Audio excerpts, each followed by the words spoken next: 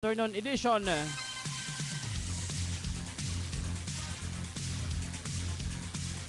Uban-uban kita may kaigsunan sulod sa usag ka oras uban sa mga impormasyon, mga balita o mga kasayuran. Labi na sa mga balitang lokal o mga balitang nasyonal. Kagapon itong pahinaot ang tanan na nasa mayong kondisyon. Nasa kapiskay kabaskog sa panglawas karong hapuna. Niya mapadayunan gapon sa itong mga tagsa-tagsa ka mga gimbuhaton. Labi na sa mga tiwasonon na to nga trabahoon na.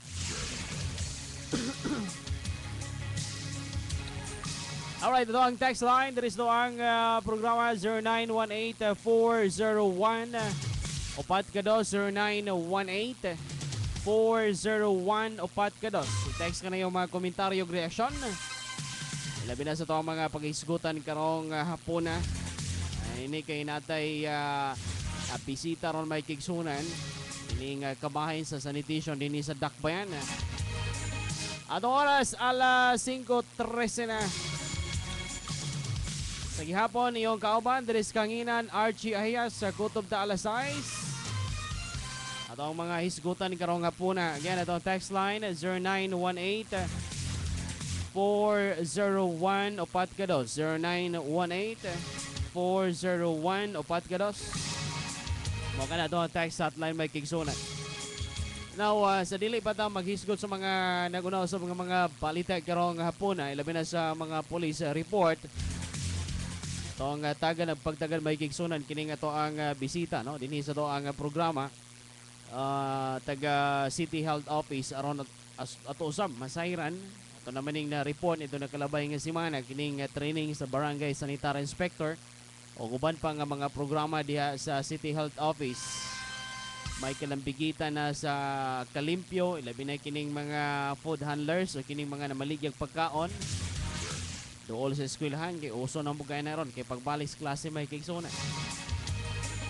O guban pang may kalambigitan sa sanitation.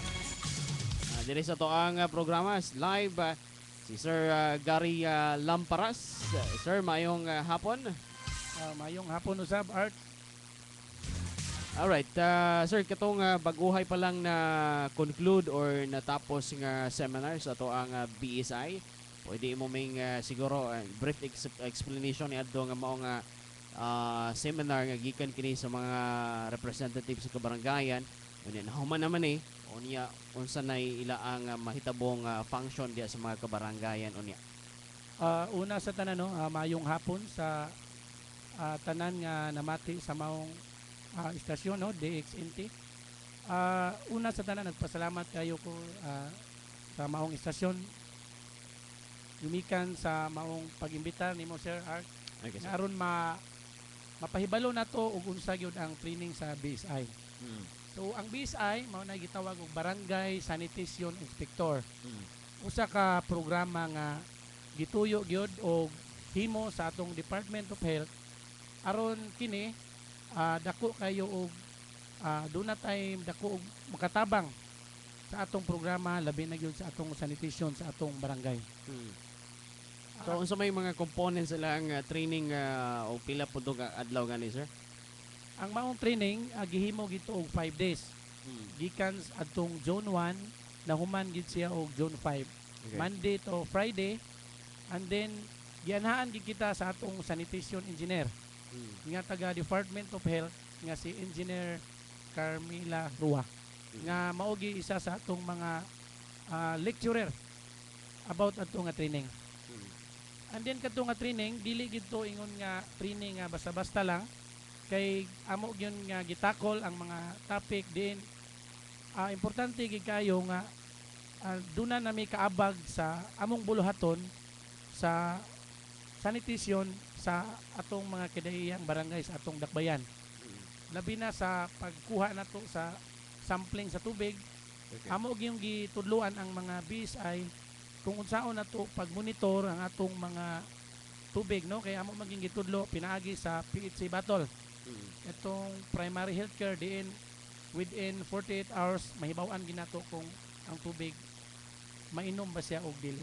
Okay. So namang uban po ng mga barangay ron nga ang source sa tubig gawas sa to ang water district.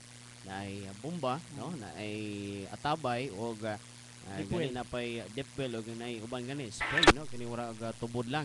So ang ato ang opisina di aron sa City Health naa ni mga ura og reagent para masubay sa kung kuan ba ni Naagid pwede siya ba. sir. Natay PHC battle nga ma-detect gyud kung ang maong tubig mainom ba siya o dili. So kining mga BSI nga humag training makatabang ni og collect sa mga samples. Dako kay impact ni sa atong sanitation sa atong dakbayan. Kay kung doon na sila for example, doon na sila i-monitor dito nga tubig nga din dili na mo makaya kay sa pagkakaroon medyo gamay ra gyud ang atong sanitation inspector Personnel. o kulang. personnel. So pinaagi ani nga training katong BSI nga among gi-train kabalo na gid sila kay gadimo gid mi during sa training. So sila na ang mukuha sa sample. Sila na gyud kay amo magi silang gitudluan og proper nga pagkuha sa water sampling. Okay. So uban pa nga mga aspeto o mga components sa mao nga training sir gawa sa tubig.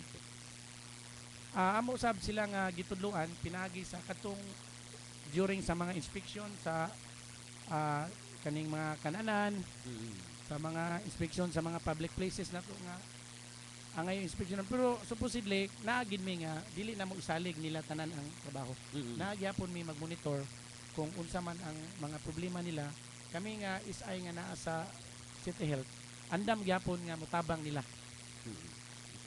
Katong nahisgutan po itong raog kining mga doon na yung mga pipila pang mga barangay nga walay kaugalingon nga CR. So raog makatabang po sila og monitor. Nindot nga pangutana Sir Arch kay natay programa karon nga COD. Kanang COD mao nay zero open defecation. Programa gyapon na siya sa Department of Health. Diin ang diri sa Misamis Occidental kita pa nga Oroqueta City ang nakauna aning implementar. So ang dakbayan sa Oroquieta sa tibuok probinsya Sa mo na probinsya. pilot. Mao pay naka-pilot gid ani kay nanatay 5 ka barangay nga atong nakuan gid sa zero open defecation. Okay. So una ani ang barangay Layawan, and then gisundan sa Tuyabang Alto, and then Lower Langkangan, ikaupat ang Upper Langkangan, dong ang last mao ang Upper Lamak. Kaning programa ha, kini nga barangay nag-conduct midanog evaluation din makita na to nga ani nga barangay wala nay magpagawa sa ilang hugaw didto sa mga sa atong palibot or sa kahuyan sa kalubian o kasagbutan no. So pinaagi ani kining barangaya amo ning gideklara nga COD meaning ang tanang tawo ani nagpagawa sa ilang hugaw didto na gid sa Casillas. So wala na sila nagkalat sa ilang palibot. Okay. So unsaon naman nato ning doon na pa yung mga pipila ka mga barangay nga naa pa yung mga pipila ka mga panimalay nga walay mga comfort room. So doon na pa po yung mga interventions ay panghatag ng mga libre nga mga toilet bowl. Nindot gyapon nga pangutana Sir Art. Kay sa pagkakaron wala pinagi sa atong hipi na sa among hipi diha nga si Dr.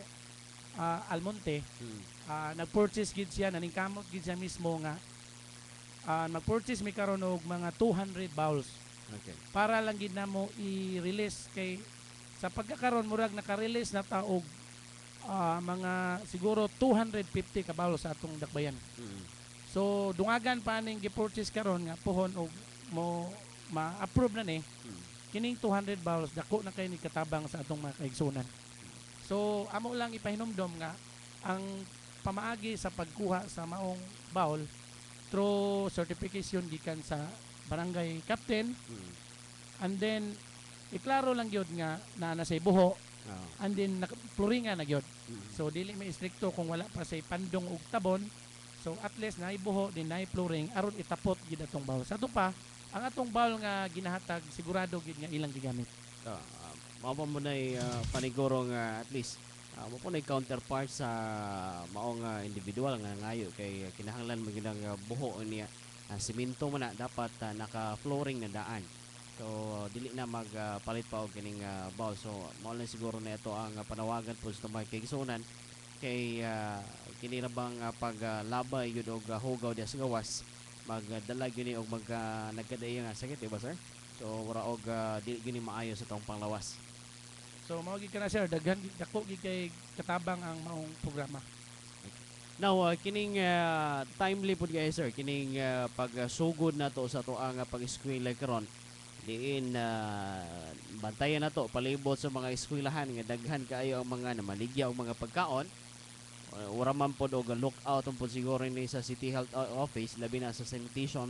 Apil naman diha ang kalimpyo o siguro nutritious ba ang ibaligya nila diha. So unsa may mga programa po niyong gihimo aron pag monitor, pag regulate niining mga namaligya diha sa eskwelahan ilabi na nga mao ni daghan karong mga panahon na.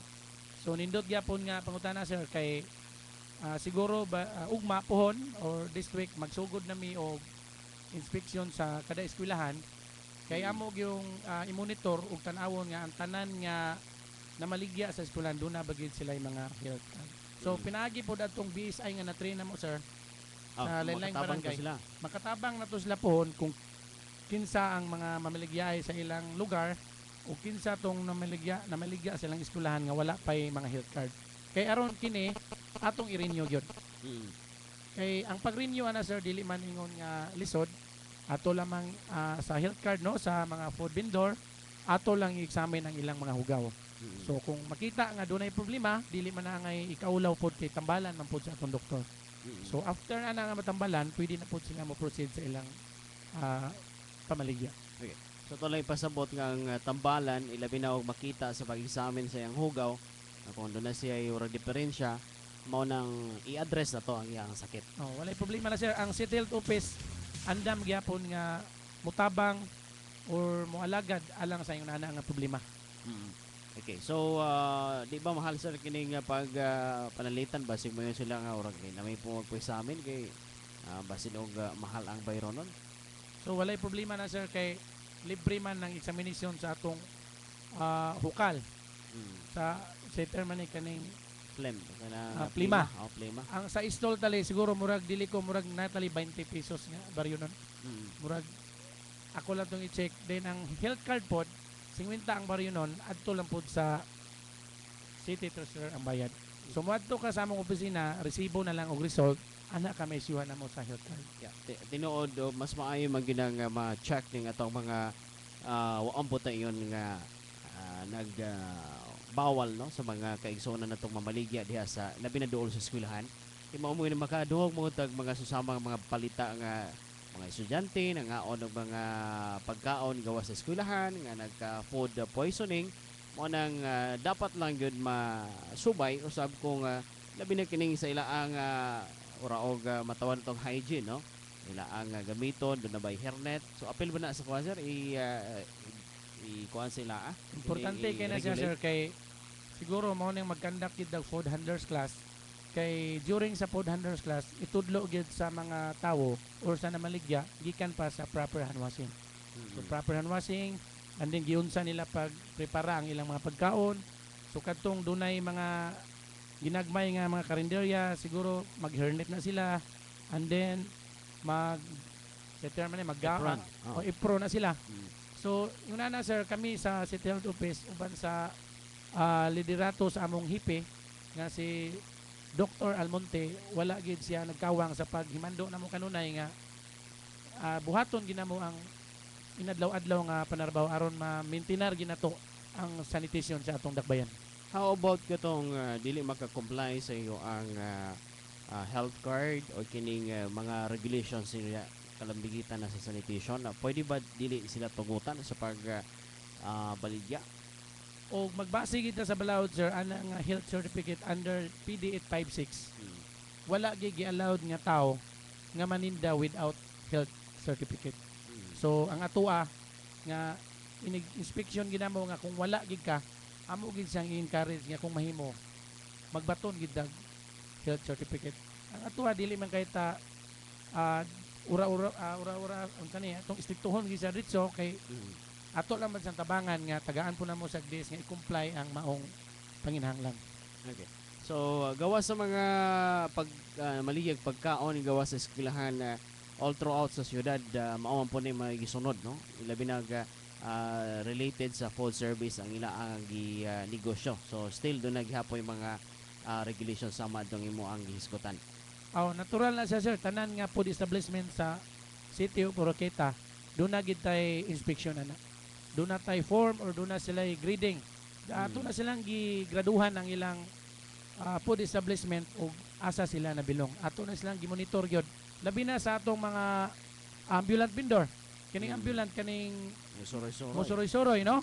Ato gina silang gi-encourage, no, nga kung mahimo dili gid sila musuroy kung wala marinyo ang ilang mga health card. Yeah, kining mga namaligya og diha sa kuan, no, diha sa plaza then sa managi pang luto diha ura og bot pasabot na ani sila yung mga kuan health card. Health card gid kana sila. Siguro ugma pohon kay mo pa may pag-open sa klase uban sa akong mga kauban sa City Health Office, no, atong mga sanitation inspector naman diya si Sir Michael Abonilio, napod si Ma'am Saisa Malyaw, uban pod sa among head supervisor nga inspector si Ma'am Marisa Cagas.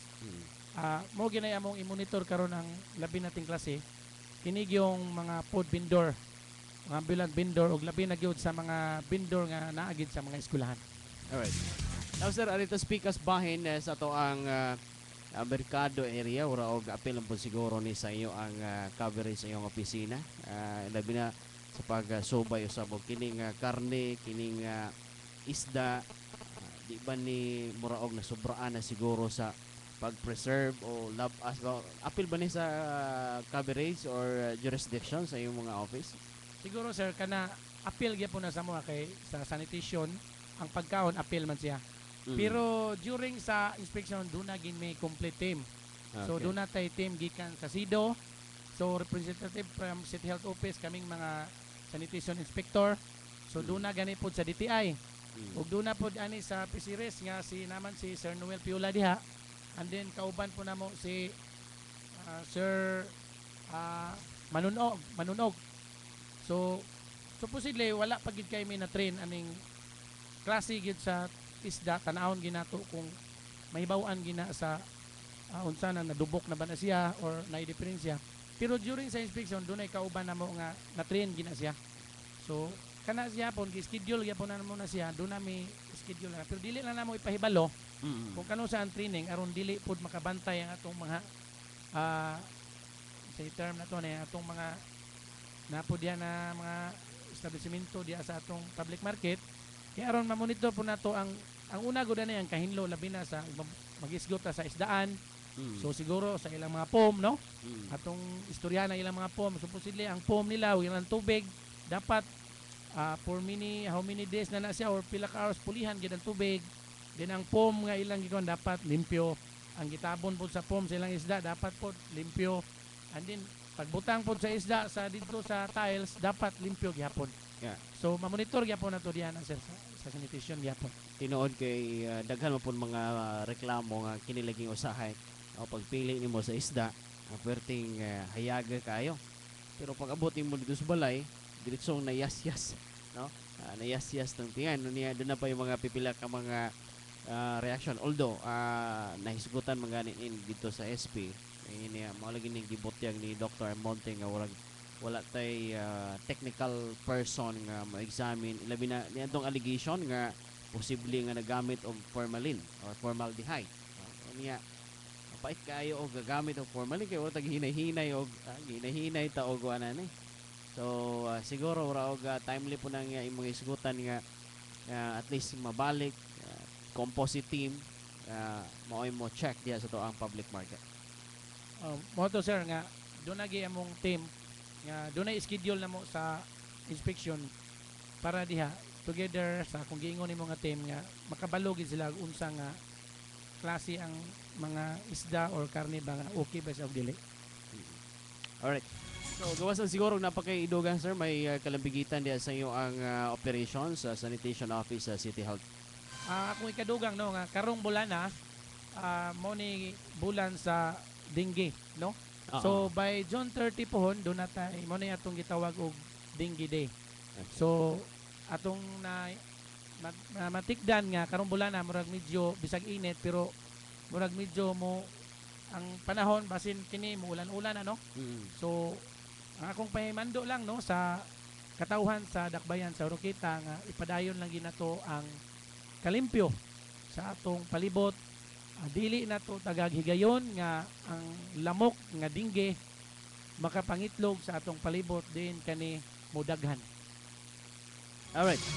Mao itong mga kaigsunan si Sir Gary Lamparas ang ato ang na-assign diya sa sanitary inspector no, sa Yes. City Health Office. Salamat guys sir no sa imo ang paghatag og panahon diri sa tuang programa. Importante mo kini magkaigsunan kining kalimpyo no diha sa tuang palibot. Labi na usab kining kalimpyo sa mga pagkaon nga naka-display diha sa tuang mga tunghaan. Simba ko no na mahitabo nga food poisoning, di na to mahibawan, mas maayom nang mahibawan daan sa mga naninda diha kung unsa tong mga angay buhaton. Although ura og ang uban ani ura dugay-dugay naman siguro silang pagpamaliga apan dapat lang pud ma-update sila kung sa may mga maayo nga mga proseso, maayo nga pamaagi aron pag paniguro nga limpyo ang mga pagkaon nga ipang display. Alright, duga pa ka mga pagkikisugutan diri sa ang programa sa itong pagbalik. Stand by. You may not know the time it takes to make delicious breads and pastries, baked fresh every hour at Park and Go Bake Shop. What you should know is how great it tastes, made from the finest special ingredients. Park and Go perfected from its humble beginnings in 1991. Now, with over 200 outlets nationwide, you can be sure